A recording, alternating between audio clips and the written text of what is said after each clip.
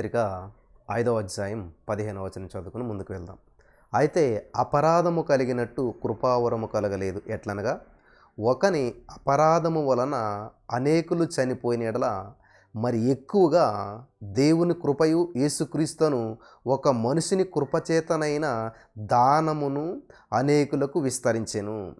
మరియు పాపము చేసిన ఒకని వలన శిక్షావిధి కలిగినట్టు ఆ కృపావరమైతే అనేకమైన అపరాధముల మూలముగా వచ్చినదై మనుషులు నీతిమంతులుగా తీర్చబడుటకు కారణమాయను.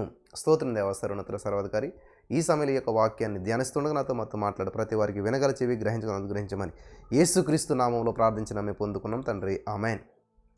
చాలా జాగ్రత్తగా గమనించాలి. పరిశుద్ధాత్మ దేవుడు చేసే పని ఏమిటంటే కొత్త విషయాలు ఏం చెప్పడు. పరిశుద్ధాత్మ దేవుడు అంటే మర్మాలను బోధిస్తాడు. ఎక్కడి నుంచి అంటే దేవునిలో నుంచి, యేసుక్రీస్తు ప్రభువారిలోంచి. యోహాను సువార్తలో క్లారిటీ ఉంటుందన్నమాట. ఏదైతే యేసుక్రీస్తు ప్రభువారు ఈ భూలోక రాజ్యంలో బోధించి వెళ్ళాడో, లేకపోతే యేసుక్రీస్తు ప్రభువులో ఉన్న విషయాలను తీసుకుని అర్థమయ్యేలా చెప్తాడనమాట. ఫర్ ఎగ్జాంపుల్, చదువుకుని చిన్న పిల్లలకి గవర్నమెంటే టెక్స్ట్ బుక్స్ ఇస్తుంది.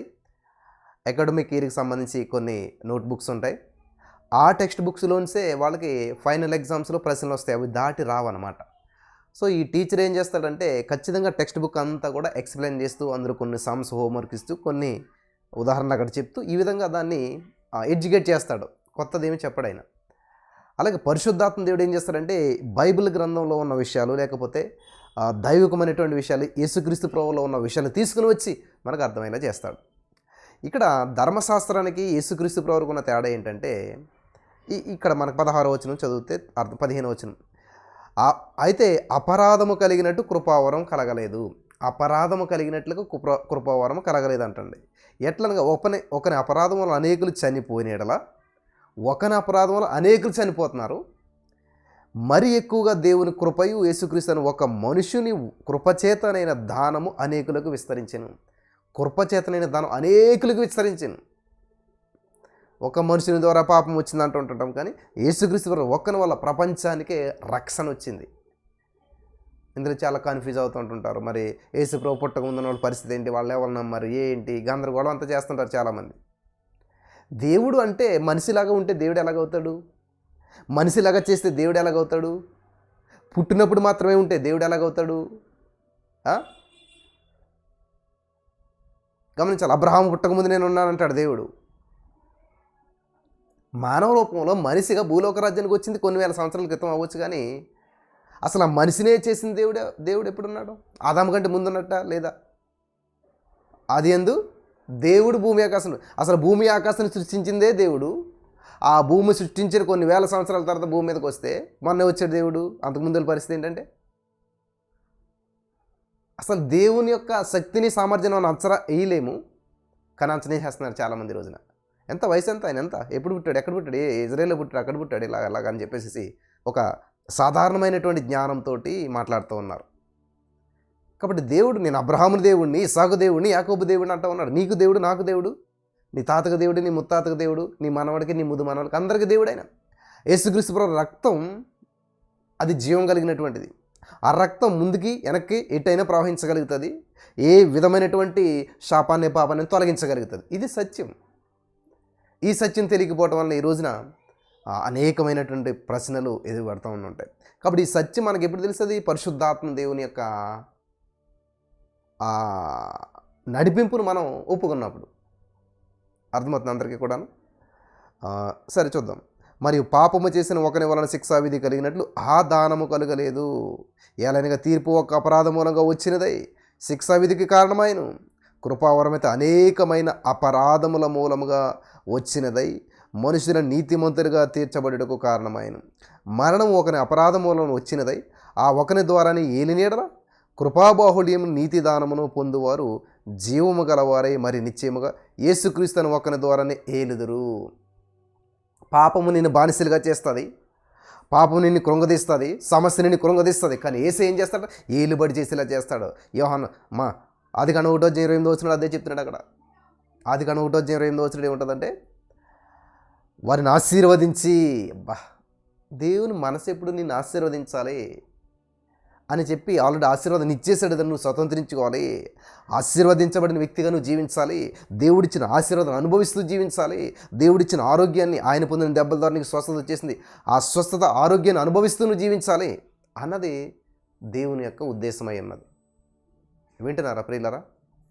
దేవునికి స్తోత్రం కలుగును గాక. కాబట్టి ఈ రోజున దేవుడు అన్నీ సమకూర్పిచ్చేసేస్తే దాన్ని అనుభవించకుండా నువ్వు ఇంకా ఆరాటపడుతున్నట్లయితే ఎలా ఉంటుంది?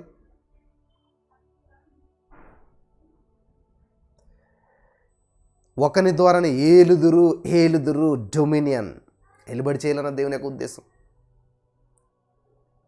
ఏలుబడి చేయటం దేవుని యొక్క ఉద్దేశం. చదువుతామా ఆ మాట కూడా ఒకసారి చదువుతాను, వినండి. ఆదికాండం 1:28 చదివితే ఎంత బాగున్నది ఆ మాట అక్కడ.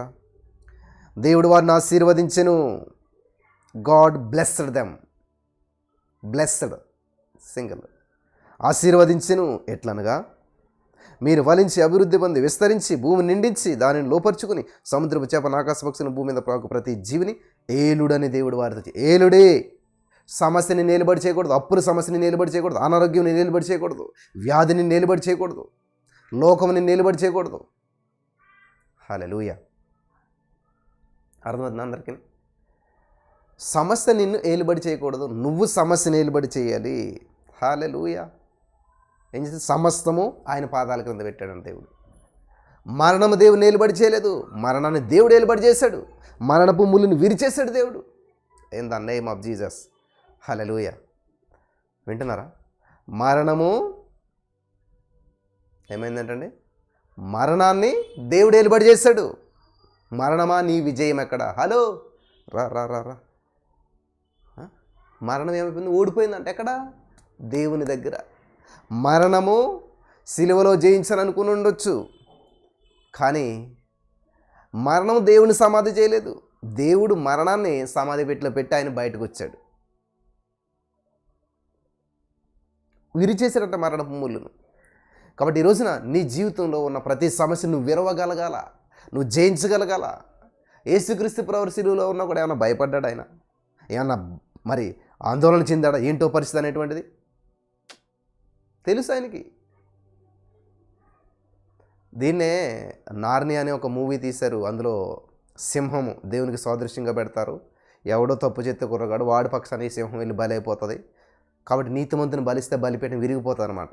నేను చూశాను ఈ సినిమా నా చిన్నతనంలోనూ, కొన్ని సంవత్సరాల క్రితమే చూశాను ఈ మూవీ. నేను చూసినప్పుడు ఆ సింహం బలిచ్చినప్పుడు చచ్చిపోతుంది సింహం, కానీ వెంటనే మళ్ళీ బ్రతికి రావటం చూస్తాం మనం. అదంతా ఈ యొక్క మూవీకి చాలా దేవునికి రిలవెంట్గా ఉంటుంది అంతా కూడా. కాబట్టి ఇక్కడ నీతిమంతుడైన యేసుక్రీస్తు ప్రభువారు ఏ లోపము లేకుండా ఆయన మరణించాడు. అందరి లోపల ఆయన మీద వేసుకున్నాడు. ఉద్దేశపూర్వకంగా ఆయనలో పాపం ఎక్కడ రాలేదు, కానీ అందరి పాపాలు ఆయన మీద పడి ఆయన పాపిగా చేశాయి. అర్థమైందా? ఇప్పుడు ప్రవక్తల శిష్యుల్లో ఒకని భార్య అని వస్తుంది సేవకుని దగ్గరికి. వాళ్ళు ఉద్దేశపూర్వకంగా అప్పు చేసి అప్పు అవ్వలేదు. వాళ్ళ ఆయన ఆ సేవకుడు అప్పు చేసి చనిపోయాడు, ఆ అప్పు వచ్చి వీళ్ళ మీద పడ్డది. ఇలా చాలామంది ఇరుక్కుపోతున్నారు ఈ రోజున. వాళ్ళు సమస్యల్లో ఇరుక్కున్నటువంటిది చాలా తక్కువ.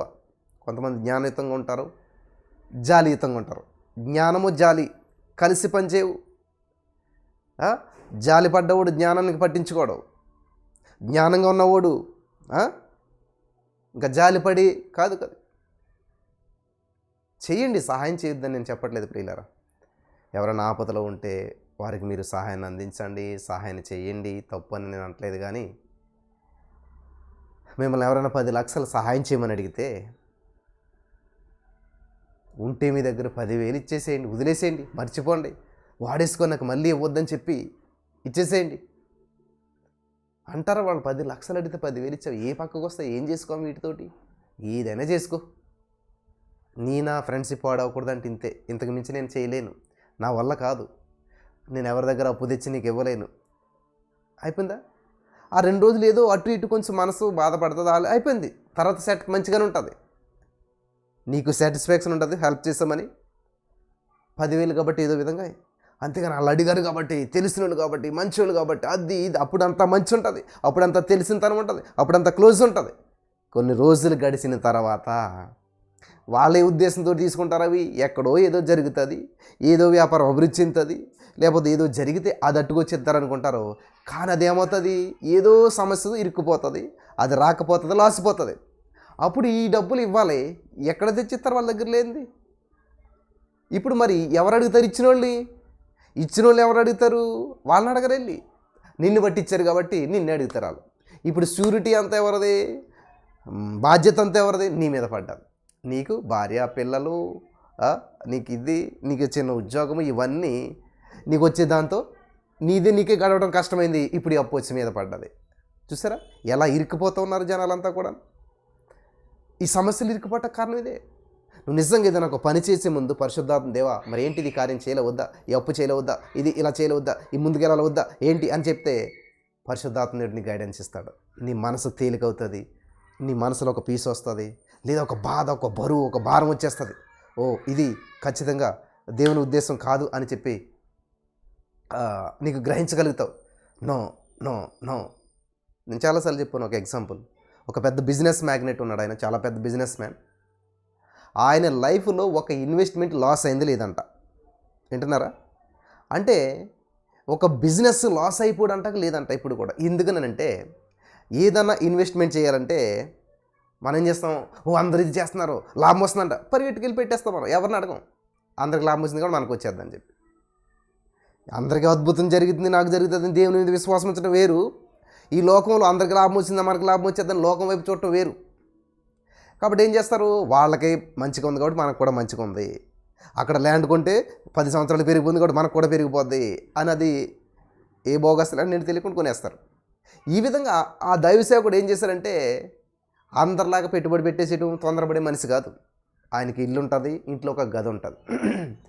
చాలామంది చెప్తారు, అయ్యా మరి ఇదిగో ఇన్వెస్ట్మెంట్ చేస్తే ఇంత లాభం వస్తుందంటే ఓకే వెళ్తాడు గదిలోకి, మోకరింతాడు, ఇంకేముండదు, తిండి తిప్పలు ఏముండవు, లోకంతో సంబంధం ఉండదు. ప్రార్థన చేస్తారు, ప్రభువా ఈ ఇన్వెస్ట్మెంట్ చేస్తారనుకుంటున్నాను, మరి అలా అడుగుతూ ఉన్నారు, నాకు నువ్వు జవాబు ఇచ్చినందుకు వందనాలు, ఈ ఇన్వెస్ట్మెంట్ విషయంలో నువ్వు సహాయం చేస్తున్నందుకు వందనాలు, నాకు మరి తెలియజేస్తున్నందుకు వందనాలు అని చెప్పి ప్రైజింగ్ చేస్తూ దేవుని సన్నిధిలో కూర్చుంటాడు అన్నమాట.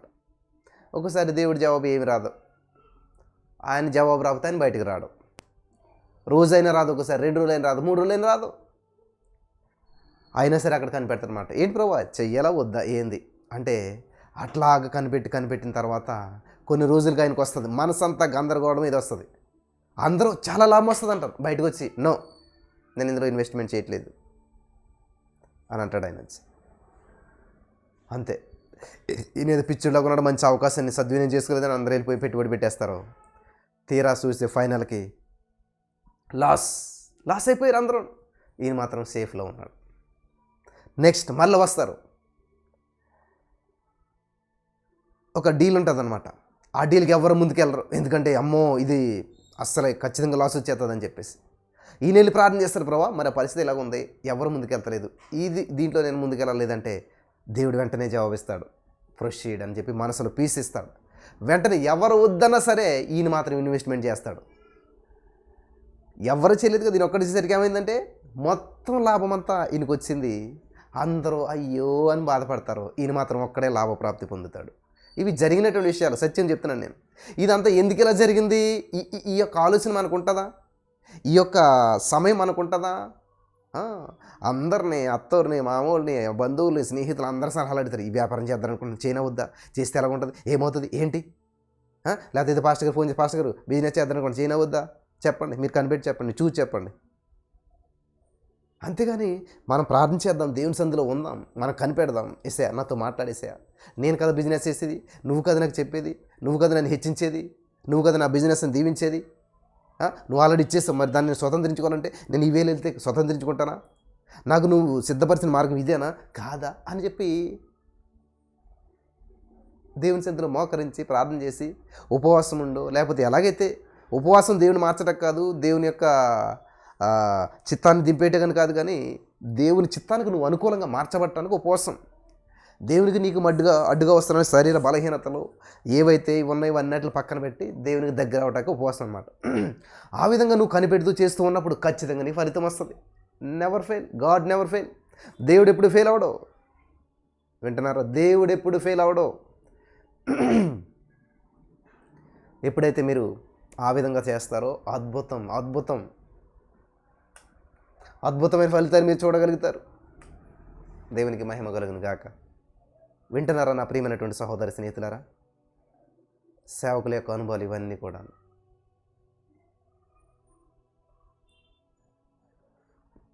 కానీ మనం ఏం చేస్తాం? సొంత నిర్ణయాలు తీసుకుంటూ ఉంటాం, సొంతంగా ఆలోచన చేస్తూ ఉంటుంటాం, కాబట్టి లాస్ అయిపోతాం. అప్పుడు ఏదో ఉంటుంది కదా పాట, వయసు అంతా అయిపోయాకంటే పాడాలనుంది ప్రభువా పాడలేకపోతున్నాను. ఎక్కడ పళ్ళు ఉంటే కదా పాడతాకి. నీ సేవ చెయ్యాలనుంది, నీ కొరకు పరుగులు ఉరుకులు తీయాలనుంది, కానీ కాళ్ళు మోకాలు చెప్పులు అరిగిపోయినాయి, వృద్ధాప్యం వచ్చేసింది, అంత వయసు అంతా ఉడికిపోయింది, శరీరం అంతా ఉడికిపోయింది, ఏమి లేదు. అప్పుడంట ఉన్నదంట. కానీ దేవుడు ఏం చెప్తున్నాడు? నీ బాల్య దినములు ఎందే నీ సృష్టికర్తను స్మరణకు తెచ్చుకో. ఏమైంది? బాల్యకాలం అంతా ఏమైంది? బాల్య దినంలో సృష్టికర్తను స్మరణకు తెచ్చుకున్నారా? యవ్వన కాలంలో దేవుని వైపు తిరిగారా? దేవుడిచ్చిన బలాన్ని ఎప్పుడైనా దేవుని కొరకు వాడారా? దేవుడిచ్చిన శక్తిని ఎప్పుడైనా దేవుని కొరకు వాడారా? యవ్వన కాలంలోనా ఎక్కడండి, చాలా పనులు ఉంటాయి. నా వయసులో 4 రాళ్ళన్నా సంపాదించుకోవాలి, 4 పిల్లలన్నా కనాలి, ఏ సామెతలు ఉంటాయి కదా మనకి. అవన్నీ బాగా మన మైండ్లో ఎక్కించుకుంటాం. ఈ వయసులో సంపాదించకపోతే ఏ వయసులో, నేను అనేది అదే. ఏసైని కూడా ఈ వయసులో సంపాదించకపోతే ఏ వయసులో సంపాదిస్తావు నువ్వు? బాల్య దినములు ఎందే నీ సృష్టికర్తను స్మరణకు తెచ్చుకో, గుర్తుకు తెచ్చుకో. నిన్ను సృష్టించింది ఎవరు? నీ యొక్క పర్పస్ ఏంటి? ఎందుకు నిన్ను దేవుడి భూలోక రాజ్యానికి పంపించాడు? నువ్వు చేయవలసిన అసైన్మెంట్ ఏంటి? అంతే, ఏముండదు అస్సలే. కొంతమందికి టార్గెట్ ఎలా ఉంటుందంటే, మంచిగా పెళ్ళి అవ్వాలి, మంచిగా ఉద్యోగం రావాలి, మంచిగా సంపాదించాలి, సెటిల్ అవ్వాలి, సెటిల్మెంటు. చాలామంది తల్లిదండ్రులు అడిగే ప్రార్థన అవసరం ఏమిటో తెలుసా? మా పిల్లడు సెటిల్ అవ్వాలండి, వీసా కోసం ప్రార్థన చేయండి, అక్కడికి వెళ్ళాలి, ఇక్కడికి వెళ్ళాలి, వాళ్ళకి ఉద్యోగాలు రావాలి, వాళ్ళు బాగుపడాలి, పెళ్ళి అవ్వాలి, పిల్లలు పుట్టాలి. ఇంతే. కనీసం వాళ్ళు ఎప్పుడన్నా సరే ఆత్మలో బలపడాలని కానీ, దేవునికి దగ్గరగా ఉండాలని కానీ, దేవుని మహింపరచాలని కానీ, దేవునితో ఐక్యత కలిగి ఉండాలి. కానీ ఒక్క తల్లిదండ్రులైనా సరే నాకు ఫోన్ చేసి నా బిడ్డల దేవుని పరిచయలో వాడబడాలని, వాళ్ళ దేవుని సేవలో వాడబడాలని అడిగింది లేరు ఇప్పుడు ఒక్కరు కూడా. ఎంత విచిత్రమైన విషయం తెలుసా? ఒక్కరు కూడా ఇప్పటికి అడిగింది లేదు. ఎప్పుడు కూడా ఏది ఉంటుంది తెలుసా? నాకు ఈ సమస్య ఉందని సాల్వ్ అవ్వాలి, ఈ ఇబ్బంది ఉందని సాల్వ్ అవ్వాలి, మా పిల్లల భవిష్యత్తు బాగుండాలి, మా పిల్లల పై చదువులు చదువుకోవాలి, మా పిల్లలు విదేశాలు వెళ్ళాలి, మా పిల్లలు.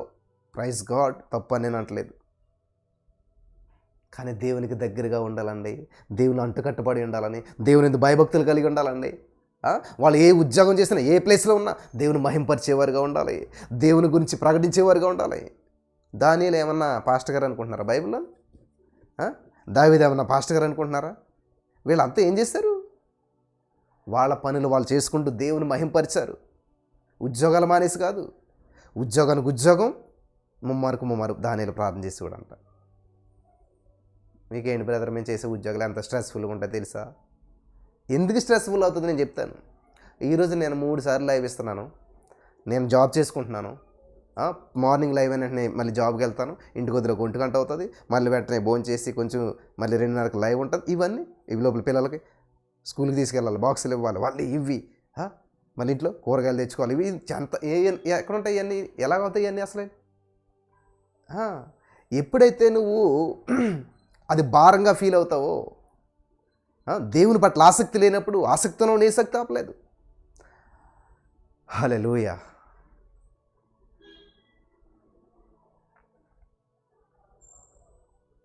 అసాధ్యమైనటువంటి వాటిని సుసాధ్యం చేయాలి మనం దేవుని ద్వారా. సమర్థుడు అన్నిటికీ సమర్థుడే, అసమర్థుడు అన్నిటికీ అసమర్థుడే. ఏం చేయలేడు. చూడండి, గవర్నమెంట్ జాబులు ఒకరికి 5 జాబులు అంట, వీళ్ళకి 1 జాబ్ కూడా రాదు కొంతమందికి. కొంతమందికి ఏంటి, ఎన్ని రాశారు అన్ని టెస్టులు క్వాలిఫై అయిపోతారు. చూస్తారు కదా, పేపర్లో చూస్తారు కదా, 5 జాబులు కొట్టినటువంటి మహిళ. పైగేంటి, ఆవిడ రోడ్డు పక్కనే ఏదో చిన్న ఫుడ్ సెంటర్ ఇది నడుపుతుంటుంటుంది. ఒక 40 సంవత్సరాలు వయసు వచ్చేసి ఉంటుంది, 2 పిల్లలు ఉంటారు, ఇంత కర్రీ పాయింట్ పెట్టుకున్నది. ఇవన్నీ బోల్ ఇంటర్వ్యూలు చూస్తుంటాం మనం. వాళ్ళేమో అన్ని పనులు చేసుకుంటా, మీరేం చేస్తారో, పని ఉండదో పాట ఉండదో, పుస్తకం పట్టుకునే కూర్చుంటారు సంవత్సరాల తరబడి. తల్లిదండ్రులు పోషిస్తుంటే ఇంట్లో కూర్చుని చదువుతారు, కానీ ఒక్క ఉద్యోగం రాదు, ఒక్కటి కూడా సంపాదించలేరు. దేవుని సంధికి రమ్మంటే చదువుకుంటున్నాం, ఇబ్బంది అది ఇదని చెప్పి ఇటు దేవుని సంధికి చెందకుండా, అటు ఉద్యోగం సంపాదించకుండా, ఇటు తల్లిదండ్రులకి సహాయపడకుండా జీవితాన్ని అంతా కూడా వృధాగా గడిపేస్తారు చాలామంది. నేను చెప్పే మాటలు చాలామందికి బాధ కలుగుతాయి.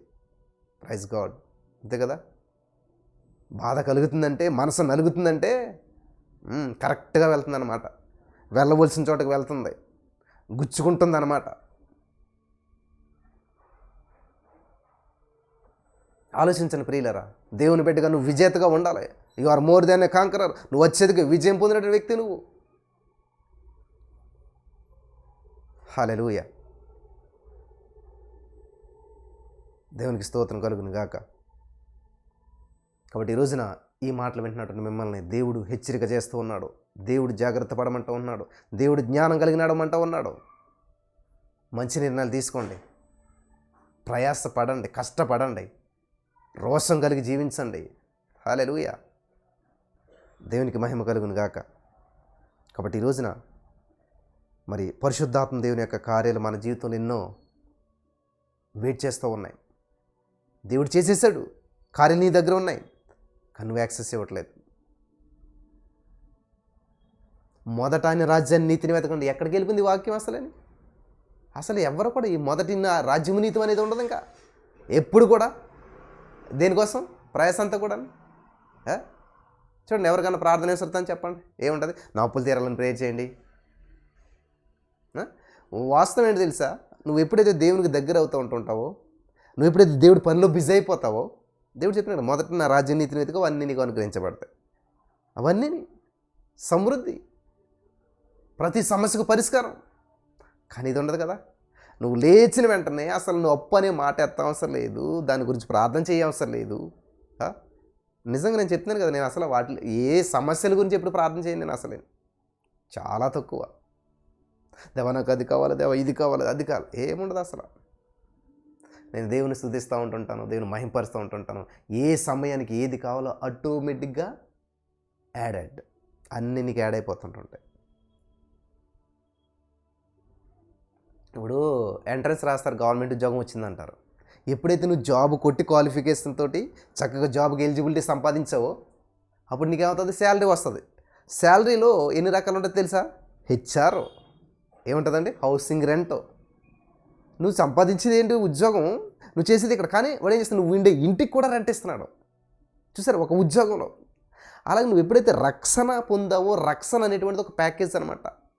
అందులో నీకు అన్ని విధాలైనటువంటివి ఉంటాయన్నమాట. అందులో అర్థమవుతుందా?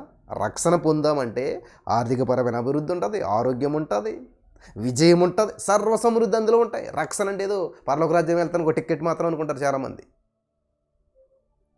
వింటున్నారమ్మా? దయచేసి ఎప్పుడు కూడా దేవుని తక్కువ అంచనా వేసుకోవద్దు. ఎప్పుడు కూడా దేవుని కార్యాలు అసలు తక్కువ అంచనా వేయొద్దు. దేవుడు ఎంతో నమ్మదగినటువంటి వాడు, మన పట్ల అద్భుతాలు ఆశ్చర్యకార్యాలు చేస్తూ ఉన్నాడు. కాబట్టి ఈరోజున సమస్య సమస్య సమస్య, అసలు సమస్య అనే మాట ఎన్నిసార్లు పలుకుతారు తెలుసా రోజులోను? ఎంత టైం సమస్య గురించి ఆలోచిస్తారు తెలుసా అసలని? పోనీ శాస్త్రవేత్తలా? సమస్యలకు పరిష్కారాలు కనిపెట్టేటువంటి శాస్త్రవేత్తలా? కాదు. ఎంత ఎక్కువ సమస్య నువ్వు ఆలోచన చేస్తావో అంత ఎక్కువ సమస్యను అనుభవిస్తావు అంటాడు కదా. నేను దేనికైతే భయపడుతూ ఉన్నానో అదే నా మీదకి వచ్చేసింది అంటే ఆకర్షిస్తున్నావు నువ్వు. అర్థమవుతుందా? నువ్వు దేనికోసమైతే మాట్లాడుతున్నావో, దేనికోసమైతే ధ్యానిస్తున్నావో అది నువ్వు అట్రాక్ట్ చేస్తున్నావు అనమాట. మీరు చూడండి, ఎప్పుడైనా సరే అప్పుల్లో ఉన్న వాళ్ళు ఇంకా అప్పుల్లో ఇరుక్కుపోతుంటుంటారు, సమస్యలో ఇంకా సమస్యలు ఇరుక్కుపోతుంటారు. కారణం ఏంటి తెలుసా? ఇది దాని గురించి ఆలోచన చేస్తారు, దాని గురించే మనసంతా నింపుకుంటారు, అంతా కూడా దాని చుట్టూ తిరుగుతుంటారు, అట్రాక్ట్ చేస్తారన్నమాట. అప్పుడు ఏం చేస్తుంది? సమస్యకు చుట్టాలు బంధువులు ఉంటారు కదా. ఇప్పుడు నీకు ఒక ఫ్రెండ్ ఉన్నాడు, ఆ ఫ్రెండ్ తోటి నువ్వు ఫ్రెండ్షిప్ చేసావు, మళ్ళీ ఆ ఫ్రెండ్కి ఇంకా ఫ్రెండ్స్ ఉంటారు కదా. ఆయన ఏం చేస్తాడు? ఒకనొక రోజున వాళ్ళు కూడా పిలిచి నీకు పరిచయం చేస్తాడు. అప్పుడు నీ సర్కిల్ ఏమైంది? పెద్ద సర్కిల్ అయింది. హలో, అర్థమవుతుందా? సో నువ్వేం చేస్తావు? అప్పును నువ్వు ఫ్రెండ్గా స్వీకరించావు, అప్పుల గురించి మాట్లాడుతూ ఉన్నావు. అప్పుడు ఏమవుతుంది? అప్పు ఏం చేస్తుంది? ఆ అప్పులు ఉన్న ఫ్రెండ్స్ అందరిని పిలుస్తుంది అన్నమాట. అప్పుడు అప్పు ఫ్రెండ్స్ అందరు కలిసి ఏమవుతారు? నీకు చాలా రౌండప్ చేస్తారు, ఎక్కువ మంది అవుతారు అన్నమాట. అలా కాకుండా నీకు ఒక ఫ్రెండ్ ఉన్నాడు, కానీ ఆయన పేరు అప్పులు. సో ఆ ఫ్రెండ్ నీ దగ్గర ఉంటా ఉన్నాడు, నీ దగ్గరికి వస్తూ ఉన్నాడు, కానీ నువ్వేం చేస్తున్నావంటే వేరే పనిలో ఉన్నావు. బైబిల్ చదువుకోవడం, ప్రార్థన చేసుకోవడం, సంథింగ్ ఏదో పనిలో ఉండి చూస్తున్నావు, కానీ పెద్దగా ఏమీ మాట్లాడతలేదు. అంతే. అప్పుడు ఆ ఫ్రెండ్కి ఎలాగుంటుంది, మీకు ఎలాగుంటుంది చెప్పడం? మీ ఫ్రెండ్ దగ్గర మీరు ఎంతో ఆశతో వెళ్ళారు, కానీ మిమ్మల్ని పట్టించుకోలేదు, కూర్చోమని అనలేదు, కూర్చోమన్నా కుర్చీ వేసారు కానీ ఏం మాట్లాడతలేదు, నీళ్ళు తాగుతావని అడగలేదు. అంతే. కొంచెం చూస్తారు, ఏం చేస్తారు? వస్తానులే అని వస్తారు అని వెళ్ళిపోతారు. అక్కడ ఉంటారా? ఉండరు ఇంకా. కానీ ఇప్పుడు ఏదో వస్తున్నావు అని చెప్పి పనులన్నీ పక్కన పడేసి రా కుర్చేసి కూర్చొని వంట గింట అన్ని మానేసి కవర్లు పెట్టావనుకో, అబ్బా మొట్టమొదటి గుర్తొచ్చేది నువ్వే. మొట్టమొదటి గుర్తొచ్చేది నువ్వే. వాళ్ళకి ఖాళీ ఉంటే ఫోన్ చేయాలను, నీ ఇంటికి రావాలని చెప్పి. సేమ్ అప్పులు కూడా అంతే అనమాట. నువ్వెంత ఆహ్వానం పలుకుతూ ఉన్నావో అప్పుల గురించి ప్రపంచం అంతా అందరికీ, ఎంతమంది పాస్టర్లో ఫోన్ నెంబర్ రాసేసుకుని పాస్టర్ గారు ఫోన్ చేయండి, అప్పుల నుండి పాస్టర్ గారు ఫోన్ చేయండి, పాస్టర్ గారు ఫోన్ చేసి అందరికి ఫోన్ చేసి ప్రేర్ చేయించేసుకుంటాం. అంటే నువ్వేం చేస్తున్నావు తెలుసా? సమస్యని పెద్ద చేసేస్తున్నావు, సమస్యని స్ప్రెడ్ చేస్తూ ఉన్నావు. ప్రతి క్షణం దాని గురించి మాట్లాడుతున్నావు, ఆలోచన చేస్తున్నావు. కాబట్టి అప్పుడేమవుతుంది? అప్పు వాళ్ళ ఫ్రెండ్స్ని తీసుకుని వస్తుంది నీ దగ్గరికి, సర్కిల్ పెరిగిపోతుంది. బయటపడుతుంది అన్నమాట? ఉండదు. చాలామంది బయటపడరు, పెరిగిపోతుంటుంది. కారణం ఏంటి తెలుసా? నువ్వు దాన్ని ఆలోచించినంతకాలం, దాని గురించే ఆలోచించినంతకాలం, దాని గురించే మాట్లాడినంతకాలం. ఎప్పుడైతే ఇప్పుడు ఒక ఒక ఒక అమ్మాయి ఒక అబ్బాయిని ఇష్టపడుతుంది అనుకోండి. సో ఈ అబ్బాయి వచ్చి ఇంకొక అమ్మాయి గురించి మంచిగా గొప్పగా చెప్తున్నాడు అనుకోండి, ఈ అమ్మాయికి ఎలా ఉంటుంది? ఒళ్ళు మండుతుంది లేదా? అప్పుడు అక్కడ నుంచి ఉంటుందా, వెళ్ళిపోతుందా? సేమ్ అప్పు అంతే. అప్పు సమస్య సైతాన్ గాడు నీ దగ్గరికి తీసుకుని వచ్చినప్పుడు నువ్వేమో యేసయ్య ఎంత గొప్పవాడు తెలుసా, ఆయన ధనవంతుడైండి దరిద్రుడికి ఈ లోకానికి వచ్చి నన్ను ఆ దారిద్ర్యం వల్ల నన్ను విడిపించడానికి, నా దారిద్ర్యాన్ని ఆయన తీసుకుని ఆయన దరిద్రుడిని నన్ను ధనవంతుని చేశాడు, నా యేసయ్య గొప్ప త్యాగం చేశాడు, ఐఎమ్ రిచ్, నా యేసయ్య పొందినటువంటి గాయంతో నేను స్వస్థత పొందాను. ఇలాగ నువ్వు చెప్తుంటుంటే నీ దగ్గరికి వచ్చిన రోగం కానీ, నీ దగ్గరకు వచ్చిన ఆర్థిక సమస్యలు కానీ, నీ దగ్గర వచ్చిన నిరుద్యోగం కానీ, ఏదైతే నిన్ను దాడి చేయాలని, నిరుత్సాహపరచాలని చెప్పి నేను లొంగ తీసుకోవాలి, నిన్ను బానిసగా చేసుకోవాలని వచ్చిందో సమస్య ఏం చేస్తుంది? ఇంకా మనకి ఇక్కడ గౌరవం లేదు, మనకిక్కడ స్వాగతం లేదు అని చెప్పి ఆ సమస్య ఏం చేస్తుంది? యూటర్న్ తీసుకుంటుంది. అప్పుల సమస్య, అనారోగ్య సమస్య, నిరుద్యోగం, పెళ్లికాంతనం, గుడ్రలు, ఇవన్నీ యూటర్న్ తీసుకుని ఎవరు బలహీనంగా ఉన్నారా, ఎవరికి మనం ఆహ్వానం పలుకుతారా, ఎవరిని మన గురించి మాట్లాడతారా అని చెప్పి అక్కడికి వెళ్తాయన్నమాట. ఈ సత్యాన్ని మీరు గమనించడం ప్రియులారా, అద్భుతమైన ఫలితాలు మీరు చూస్తారు. హల్లెలూయా, హల్లెలూయా. అంతేగాని ఈయన ప్రార్థన చేసి తప్పు తీరుతుంది, ఆయన ప్రార్థన తప్పు తీరుతుంది. ఎస్ అవ్వచ్చు, ఖచ్చితంగా ఒక సేవకుడికి దేవుడికి అభిషేకం ఇస్తాడు కాబట్టి తీరుతుందేమో, కానీ నువ్వు అక్కడితో బయటపడవు, మళ్ళీ ఇరికిపోతుంటాడు నువ్వు. ఎందుకంటే నీకు జ్ఞానం లేనని చెప్పు. ఇప్పుడు ఎవరో నీ తీసి పక్కన పెట్టారు, ఎవరో నీకు ఆ పూట భోజనం పెట్టారు, ఆకలి తీరిపోద్ది. నీకు నువ్వు సంపాదించుకోవడం రానంతకాలం నీకు నువ్వు, అర్థమైందా? పెళ్ళైన కొత్తలో చూడండి, అత్తవారింటికాడ కూర్చుని తింటారు మంచిగా, ఉద్యోగం లేకపోయినాడు మంచిగా ఉంటుంది, అస్సలు ఏం బాధ ఉండదు. నేను అలా చేయలేదు కాబట్టి చెప్తున్నాను. ఎప్పుడు నేను నా పెళ్లి విషయంలో కానీ, ఏ విషయంలో కానీ, నా పిల్లల విషయంలో కానీ, ఈవెన్ నా భార్య పిల్లలకి ఎవరికైనా బట్టలు, ఏ విషయంలో కూడా ఒక్కరి మీద ఆధారపడనివ్వలేదు నా యేసయ్య. నేను ఆధారపడలేదని చెప్పను, కానీ నా యేసయ్య మీద ఆధారపడ్డాను. నా యేసయ్య ఏ మనిషి మీద ఆధారపడకుండా చేశాడు. నేను 7వ తరగతిలో తీసుకున్న నిర్ణయం ప్రియులరా, నీ ఆలోచనలు ఉన్నతంగా ఉండాలి. నువ్వు ఉన్నతమైన వ్యక్తివి కాకపోయినా కానీ నువ్వు తీసుకునే ఆలోచనలు, నువ్వు తీసుకునే నిర్ణయాలు ఉన్నతంగా ఉండాలి. హల్లెలూయా. నువ్వు గొప్పవాడు కాకపోయినా నీ నిర్ణయాలు గొప్పగా ఉండాలి. చిన్న గుడిసెలో ఉండి నేను ₹1 అప్పు చేయను, ₹1 ఒకరిని అడగను, కట్నం తీసుకోను అంటే ఎవరికైనా ఎలా ఉంటుంది? అసలు ఒళ్ళు మండుతుంది లేదా?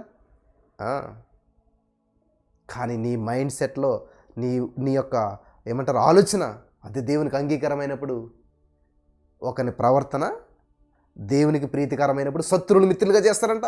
హల్లెలూయా. అప్పుల సమస్య శత్రువు అయితే ఐశ్వర్యం నాకు ఏం చేస్తాడు? దేవుడు మిత్రులుగా చేసేస్తాడంట. కాబట్టి ఈ రోజున పని చేయపనిస్తారా? పెళ్ళిన కొత్తలు అత్తరింటి కూడా కూర్చోబెట్టి పెట్టేస్తారు, బాగా అన్ని రకాలు పెడుతుంటారు, మంచిగానే ఉంటుంది. కానీ తర్వాత అలాగా ఏ సేవకుడు ఎవరో ఒకరు వాళ్ళ వీళ్ళ చేసిన దాన్ని బట్టి అద్భుతం జరిగిపోతుంది, నీకు విడుదల వచ్చేస్తుంది, ప్రైజ్ గాడ్. నిలబెట్టుకోగలుగుతారా చాలామంది? లేదు.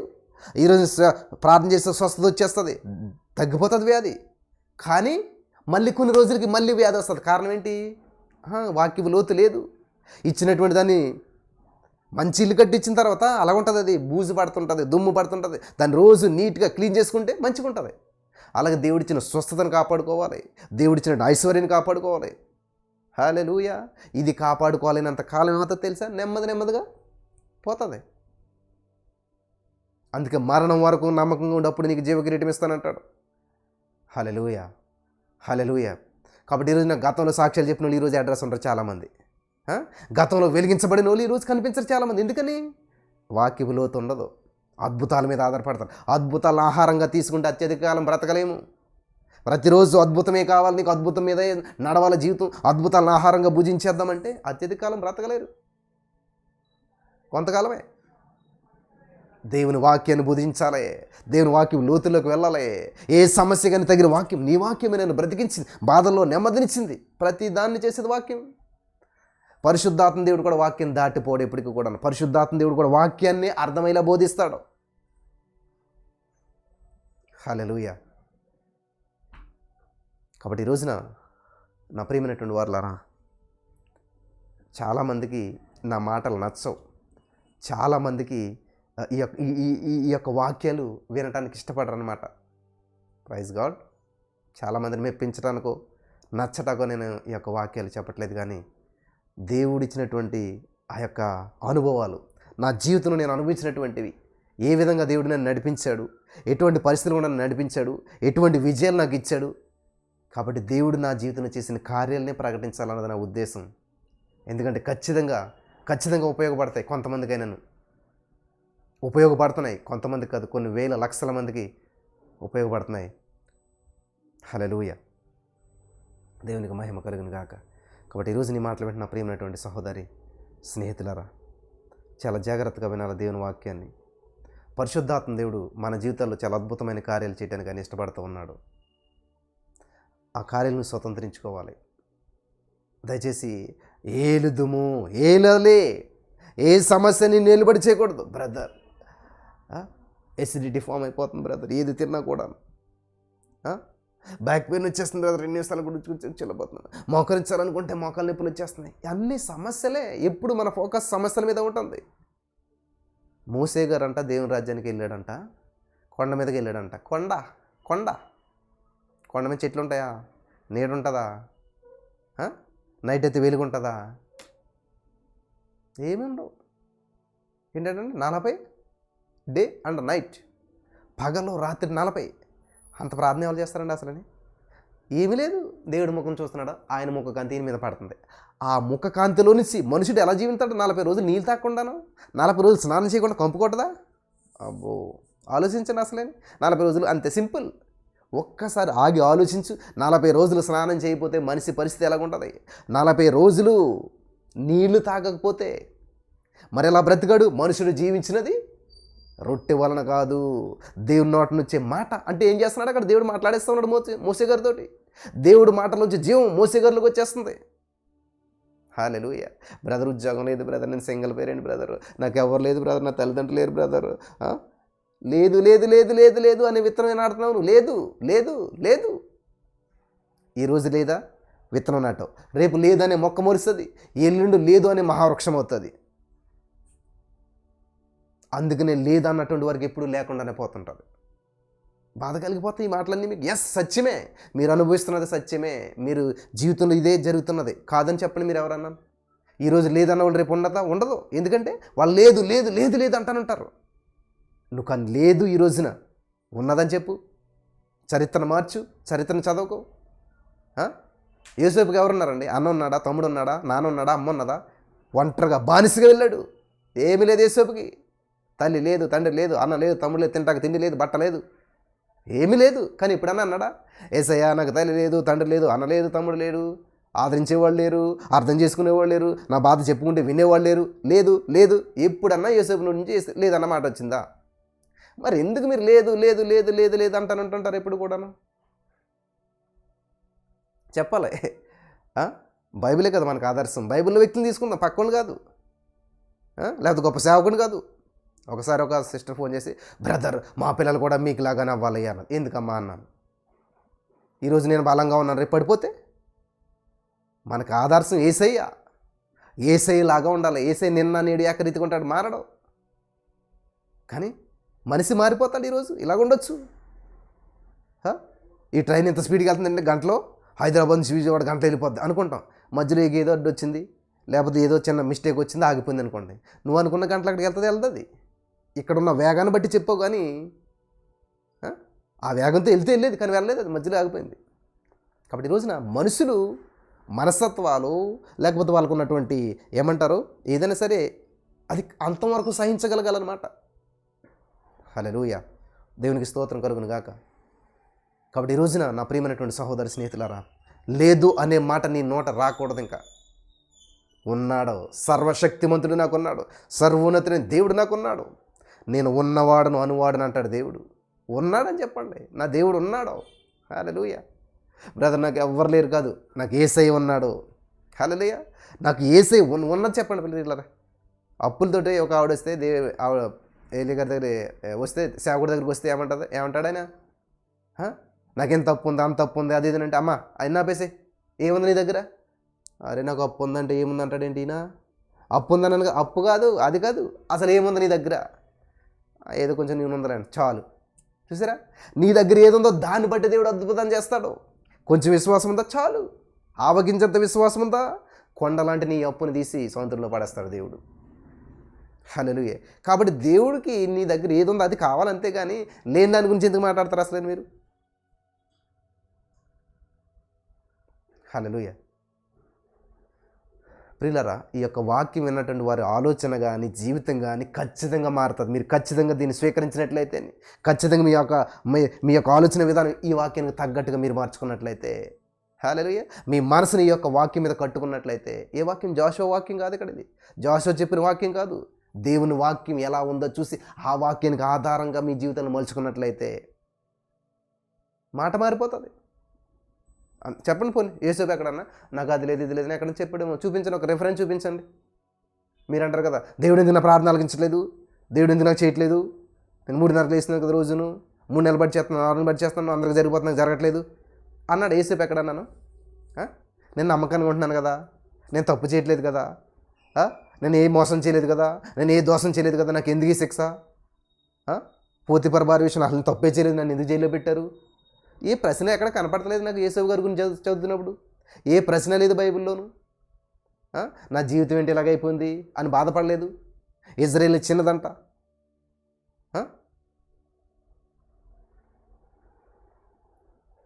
కుష్ఠరోగం వచ్చింది ఆయనకి, ఆ దేశంలో ఉంది, ఏం చేసింది? బానిసగా ఉంది, పనిపిల్ల. నా జీవితాన్ని సర్వనాశనం చేశాడు వీడు, నా జీవితం ఇతర వల్ల నాశనం అయింది అని అనట్లేదమ్మే. అటువంటి పరిస్థితులు కూడా సువార్త ప్రకటిస్తుంది. అయ్యా మీరు అక్కడ ఉంటే బాగుపడతారు. మా దేశం చూసారా, అక్కడ ఆడ దేశంలో ఏం చేస్తుంది ఇప్పుడు? బానిస. కానీ గొప్పగా చెప్తుంది వాళ్ళ దేశం గురించి. మా దేశంలో ప్రవక్త, మా దేవుడు గొప్పోడు. మీకు సమస్య, నేను బానిసని అనుకుంటున్నావేమో, నీ బాధకు సమస్యకి పరిష్కారం మా యేసయ్య దగ్గర ఉన్నది, మా ఊర్లో ఉంది. మీరు జయించని అనుకుంటున్నారేమో, నీ సమస్యను జయించాలంటే మా ఊరు వెళ్ళవలసిందే. నీ విజయం అక్కడున్నది, అసలు విజయం అక్కడున్నది, నీ రోగానికి విజయం అక్కడున్నది. అమ్మా పంపండి అమ్మా అయ్యగారిని.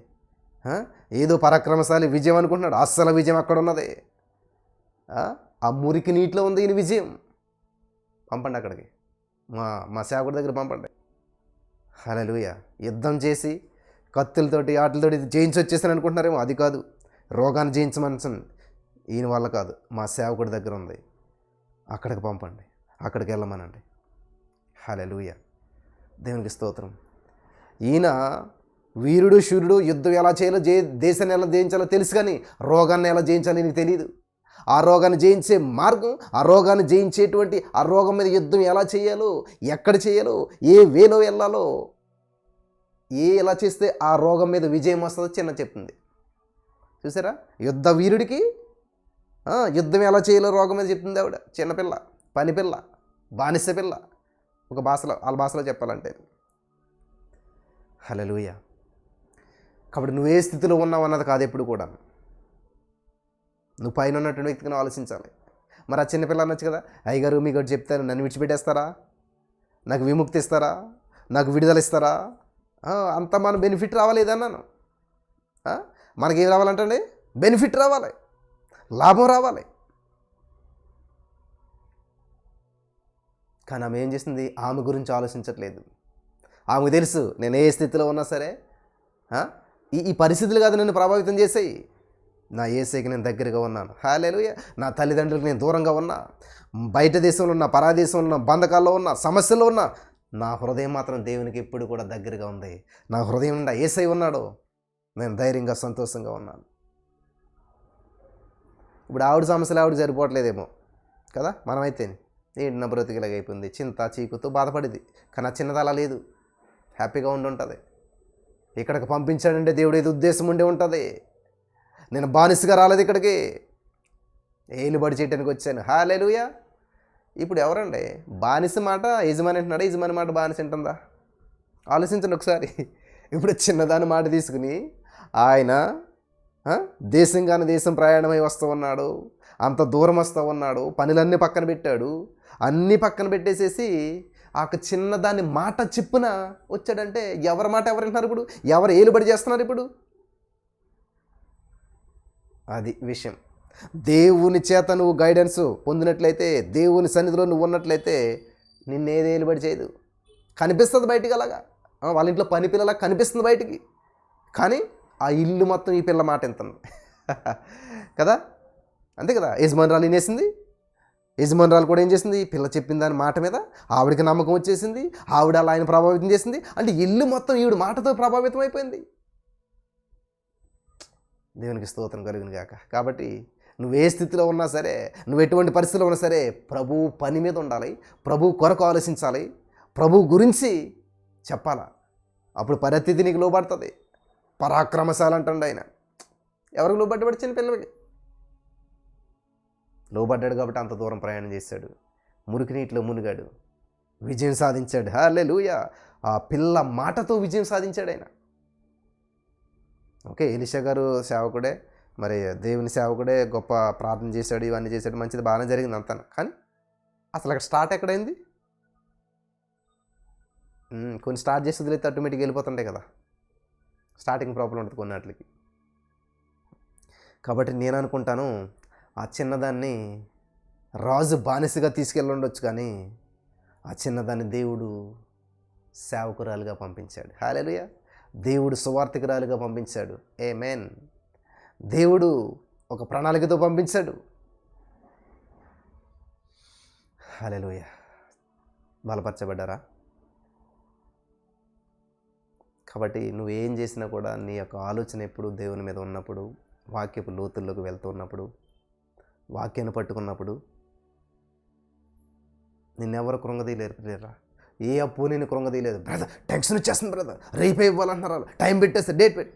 నువ్వు పెట్టాలి టైం, నువ్వు పెట్టాలి. అప్పులు కానీ నేను చెప్పట్లేదు ఇప్పుడు, అంతేగాని ఇప్పుడు నేను పెడతాను డేట్, పలానా డేట్. మీరు డేట్లు పెడతారు, ఎవరు ఆ డేట్కి? రేపు ఇస్తాను, ఎల్లుండి ఇస్తాను, పలానా డేట్, పలానా డేట్ పెట్టేస్తారు. ఎక్కడ వస్తుందో తెలియదు, ఎలాగొస్తుందో తెలియదు, కానీ డేట్ పెట్టేస్తారు. అప్పు చేసే ముందు అసలు ఆలోచిస్తారా ఎలా వస్తుంది, ఎలా తీరుద్దామనేది? ఉండదు. పూటతమే చాలు చేసుకుంటారు, ఎంత తప్పైన కొంతమంది. ప్లానింగ్ లేకపోవడం వల్ల ఇన్ని సమస్యలు వచ్చిపోయి. సరే, జరిగింది ఏదో జరిగింది. ఇప్పుడైనా సరే, ఇప్పుడైనాను మీరు దేవుని దగ్గరికి వచ్చినట్లయితే, మీ అపరాధములన్నిటిని ఒప్పుకున్నట్లయితే, అతిక్రమలు దాచిపెట్టువాడు వర్ధిల్లడు. ఎందుకు వర్ధిల్లట్లేదు బ్రదరు? ఎందుకు వర్ధిల్లట్లేదు? ఎంత ప్రార్థన చేసినా, ఎన్ని చేసినా వర్ధిల్లట్లేదు, వర్ధిల్లట్లేదు, వర్ధిల్లట్లేదు, వర్ధిల్లట్లేదు. కారణం అతిక్రమములు. క్రమము కానిది అతి చేస్తారు కొంతమంది, అతి చేస్తారు. మామూలు కదా, అతి చాలా ఎక్కువ చేస్తారు కొంతమంది. అధిక విద్య శరీర బలహీనత అంటాడు మహాజ్ఞాని. అధికంగా నీతిమంతుడు అయినకు అంటాడు. నీ పొరుగు అని ఇంటికి మాట మాటకి వెళ్ళొద్దు. చూసారా ఎంత బాగుంటుంది బైబిల్లో? ప్రతి చిన్న విషయానికి అంత మాట ఫోన్ చేస్తే లోకపోయిపోతారు. నీ ప్రతి సమస్య పక్కలకు చెప్తే ఏదో రోజు నీకు ఇద్దరికి విరోధం వస్తుంది. అప్పుడు నాకు తెలుసు నీ సంగతి, నీ జీవితం మొత్తం నాకు తెలుసు. క్లోజ్గా ఉన్నప్పుడు మొత్తం చెప్పేసావు, ఓపెన్ చేసేసేసి నువ్వేం చేసావు, ఎక్కడెక్కడ ఏం చేసావు అంతా చెప్పేసావు. ఎప్పుడైతే మీ ఇద్దరికి మాట తేడా వచ్చిందో అప్పుడు బయటపడుతుంది అసలు అంతా. అరే చూసారా ఎంత జాగ్రత్తగా ఉండాలో అంటాడు కదా ఆయన బైబిల్లోను. కౌగిటిలో ఉన్న నీ భార్యను నీ భార్య యందు నమ్మకించవద్దు అంటాడు బైబిల్లో. చూసారా? అందుకే పాముల వలె వివేకులు, పావురాల వలె నిష్కపటులుగా ఉండాలంట. బైబిల్ చదువుతూ ఉంటే, బైబిల్ వాక్యలు వింటూ ఉంటుంటే ఎంత జ్ఞానం వస్తుందో తెలుసా ప్రియులరా? దేవుని సేవలకు రాకముందు, అంటే ఇట్లా వాక్యాలు చెప్పకముందు, అంటే ఇలా బయటికి నేను 10th ఇంటర్మీడియట్ చదువుతున్నటువంటి సమయంలో, ఈవెన్ డిగ్రీ చదివే టైంలో కూడా అందరూ ఎలా బ్రతుకుతాడయ్యుడు అనేవారు నన్ను అందరూ. ఇంత తెంగర మనిషి, ఇంత జ్ఞానం లేనోడు, ఇంత ఇన్నోసెంటు. నా జీవితంలో నేను ఇంచుమించు డిగ్రీ అయ్యే వరకు కూడా 10 కిలోమీటర్ల సరౌండింగ్ దాటి వెళ్ళింది లేదు. మాకు అమ్మమ్మ వాళ్ళు అంటే ఎవరో తెలియదు, చుట్టాలంటే ఎవరో తెలియదు, ఏ సమ్మర్ హాలిడేస్లో ఎక్కడికి వెళ్ళింది లేదు. సమ్మర్ హాలిడేస్ అంతా పని చేసుకోవడం అట్లాంటి జీవితంలో ఉన్నప్పుడు ఏ విధమైనటువంటి సిటీకి ఎలాగెళ్ళాలో నాలెడ్జ్ ఏమీ తెలియదు అసలే. అంతా కూడా ఆ అమాయకత్వం చూసి వీడు బ్రతకటమే కష్టం అసలేని. ఇలాంటి వాడికి పెళ్ళి అవుతుందా, ఉద్యోగం వస్తుందా, ఇంకా జీవితాన్ని ఏమైనా ముందుకు తీసుకెళ్ళగలుగుతాడా? ఎస్, మనుషులంతా కూడా ఏం చేశారు, నిషేధించారు. దేవుడు చెప్పిన నిషేధించబడిన రాయి మూలక తలరాయి చేసేస్తానంట దేవుడు. పేతురు భయపడిపోయాడు, ఆందోళన, యేసయ్య ఎవరో నాకు తెలియదు అనేసినటువంటి పేతుర్నే పరిశుద్ధాత్మ దేవుడు వచ్చాడంట. ఏంది పేతురు అలా చేసేవండేసి, యేసయ్య ఎవరో నీకు తెలీదా, నేను చెప్తాను రా అని సర్వసత్యనుడు నేను నడిపిస్తాను కదా, నీకు ప్రార్థనలు చేసి నేను నేర్పిస్తాను కదా, నీ పక్షాన్ని నేను ఊహింపక్షక్యములు కానీ మూలుగుతో నేను ప్రార్థన చేస్తాను కదా అని చెప్పి ఎప్పుడైతే ఆ పరిశుద్ధాత్మ దేవుడు పేతుల్లోకి ఎంటర్ అయ్యాడో, పిల్లిలాగా ఉన్నట్టుంటే ఆయన సింహంలాగా మార్చబడ్డాడు. మీరే సిలివేశారు. అప్పుడేమో ఎదురుగా ఉన్న యేసయ్య ఎవరో తెలియదు అంటున్నాడు చిన్నపిల్ల దగ్గర. ఇప్పుడేంటి మొత్తం అందరూ ఉన్నారు, కొన్ని 100,000 మంది మీరే సిలివేశారు, ఆయన మీరు మరణానికి అప్పగించేశారు. ఎంత ధైర్యంగా మాట్లాడేస్తున్నాడండి. ఇంతే సింపుల్. దేవుడు పరిశుద్ధాత్మ దేవుడు నీలో ఉన్నాడా లేదన్నదానికి ఏ సమస్యకు నువ్వు భయపడవు, ధైర్యంగా ఉంటావు. పరిశుద్ధాత్మ దేవుడు నీలో ఉంటే. నీలో పరిశుద్ధాత్మ దేవుడు లేడంటానికి సింపుల్ ఏంటంటే, చిన్న సమస్య కూడా ఆందోళన చెందేస్తావు, భయపడిపోతావు, ఆందోళన పడిపోతుంటావు, ఏంటో ఏమవుతుందో గందరగోళం చెందుతావు. కానీ ఎప్పుడైతే ఆత్మ ఎక్కడ ఉంటుందో స్వాతంత్రం అక్కడ ఉంటుంది. ప్రభు ఆత్మ ఎక్కడ ఉన్న అక్కడ స్వాతంత్రం ఉంటుంది. కాబట్టి దేవుని ఆత్మ చేత నువ్వు నింపబడ్డావంటే ధైర్యంగా మాట్లాడతావు. హల్లెలూయా. ధైర్యంగా స్ట్రైట్గా నిలబడగలుగుతావు. బెండ్ అవ్వో, స్ట్రైట్గా నిలబడగలుగుతావు. యేసయ్య గొప్పడు అని చెప్పగలిగాడు పేతురు గారు. ఆ ఒక్క ప్రసంగంతో 3,000 మంది బాప్తిసం పొందారు దెబ్బకి. అది దేవుడు నీలో ఉన్నాడంటే హృదయాలు కదిలించబడాలా, హృదయాలు మండుతూ ఉండాలి. నువ్వు మాట్లాడే మాట ప్రతి హృదయాన్ని కదిలించగలగాలి. నీ మాట వింటున్న వారి జీవితాల్లో అద్భుతాలు జరగాల. హల్లెలూయా. మార్పులు సంభవించాలి, హృదయాలు కదిలించబడాలి. అది పరిశుద్ధాత్మ దేవుడు నీతో ఉండి నీ చేత మాట్లాడించున్నాడు దానికి చూసినమాట. నువ్వు మాట్లాడితే వాళ్ళకి ఆదరణ కలగాల, నువ్వు మాట్లాడుతుంటే దేవుని వైపు త్రిప్పబడాలా, నువ్వు మాట్లాడుతుంటే దేవుని సన్నిధిని అనుభవించగలగాల. హల్లెలూయా. యేసుక్రీస్తు నామములో అటువంటి అభిషేకం ఈ మాటలు వినిచిన వారందరికీ దేవుడు మరి అనుగ్రహించును గాక. దేవుని యొక్క ఆత్మచేత ప్రతి వారు నింపబడుదురు గాక. అటువంటి అభిషేకం చేత నింపబడి నడిపించబడుదురు గాక. ఆమేన్. హల్లెలూయా. నేను ఆశపడుతున్నాను, ఇక్కడ కొన్ని 100 మంది, కొన్ని 1000 మంది చూస్తూ ఉన్నారు, కొన్ని లక్షల మంది చూస్తూ ఉన్నారు. ఒక్క కామెంట్ కూడా నా అప్పు గురించి ప్రేయర్ చేయండి, నా సమస్య గురించి ప్రేయర్ చేయండి అని రాకూడదని నేను ఆశపడుతున్నాను. ఎందుకంటే నువ్వు మొదట దేవుని రాజ్యాన్ని, నీతిని వెతుకుతూ దేవుని స్తుతిస్తూ ఉన్నప్పుడు ఆటోమేటిక్గా నీ సమస్య మట్టుమయమైపోతుంది. హల్లెలూయా. నీ సమస్య నీ దగ్గరికి వచ్చే అవకాశం ఉండదు. మండే అగ్ని లేదని పడితే మాడిపోతుంది అది. కాబట్టి నువ్వు రగల్చబడాలి, మండించబడాలి. దేవుని చేత, దేవుని యొక్క వాక్యం చేత, దేవుని ఆత్మ చేత నింపబడి నువ్వు మండుతూ ఉన్నప్పుడు మారు మనసులు పొందుతాయని కూడా. అప్పు మారు మనసు పొంది ఐశ్వర్యంగా మారిపోతుంది అనమాట. ఉడత ఊసరవిల్లా ఉన్నట్టుగా నీ యొక్క అప్పు కాస్త ఏమవుతుంది, ఐశ్వర్యంగా మార్చబడిపోతుంది. అప్పులాగా నీకు ఎంటర్ అవుతుంది, అది ఐశ్వర్యంగా మార్చబడుతుంది. హల్లెలూయా. దేవునికి స్తోత్రం కలుగును గాక. ఎప్పుడు జరుగుతాయి ఇవన్నీ కూడాను? పరిశుద్ధాత్మ దేవుడు నీలో కార్యాలు జరిగిస్తూ ఉన్నప్పుడు, నువ్వు యాక్సెప్ట్ చేసినప్పుడు, నువ్వు పరిశుద్ధాత్మ దేవుడికి లోబడినప్పుడు, పరిశుద్ధాత్మ దేవుడిని నువ్వు ఆహ్వానించినప్పుడు, ఆయన యొక్క పరిచర్య నీలో జరుగుతున్నప్పుడు ఇటువంటి అద్భుతాలు జరుగుతాయి. ఆమేన్, ఆమేన్. హల్లెలూయా. దేవునికి స్తోత్రం కలిగిన గాక. మీ మనసులు మారాయా? మీ ఆలోచన విధానం మారిందా? ప్రభు పట్ల మీ యొక్క ఆసక్తి పెరిగిందా? దేవునికి స్తోత్రం కలుగును గాక. ప్రార్థన చేద్దామా? కళ్ళు మూసుకోండి. యేసయ్యా నీకు వందనాలు యేసయ్యా, నా జీవితంలో అద్భుతాలు చేసినందుకు వందనాలు యేసయ్యా. ఈరోజు వాక్యం ద్వారా నాతో మాట్లాడావు. నిజమే, నేను ఎప్పుడు కూడా లేదు లేదు లేదు అంటూ ఉన్నాను. అందుకనే నా జీవితం ఏది లేకుండా పోయింది. ఈరోజు నాకు అన్నీ ఉన్నావు, అన్నీ కలిగి నువ్వు ఉన్నావు, సర్వశక్తిమంతుడే నువ్వు ఉన్నావు. నిన్ను బట్టి నేను నమ్ముచున్నాను యేసయ్యా, నేను నమ్ముచున్నాను యేసయ్యా. ఎంతసేపు విన్న ఈ వాక్యంలో నా జీవితాన్ని నువ్వు చూపించావు, నా ఆలోచనను తెలియజేశావు, నా యొక్క భవిష్యత్తును చూపించావు. ఇక నుంచి ఈ విధంగా నేను జీవిస్తాను, నేను మహింపరుస్తాను. నిర్ణయాలు తీసుకోండి. ఏదో ఎమోషనల్గా ఒక మాట అనేయటం, ఒక వాక్యం విని వెళ్ళిపోవటం కాదు. జీవితానికి సరిపడా నిర్ణయం తీసుకోండి. ఎస్తే నా నిర్ణయం, నా ఆలోచన మార్చుకుంటున్నాను. ఈరోజు నేను ప్రత్యేకపరిచినందుకు వందనం చెల్లిస్తూ యేసు నామములో ప్రార్థించిన మీ పొందుకుని తండ్రి. ఆమెన్.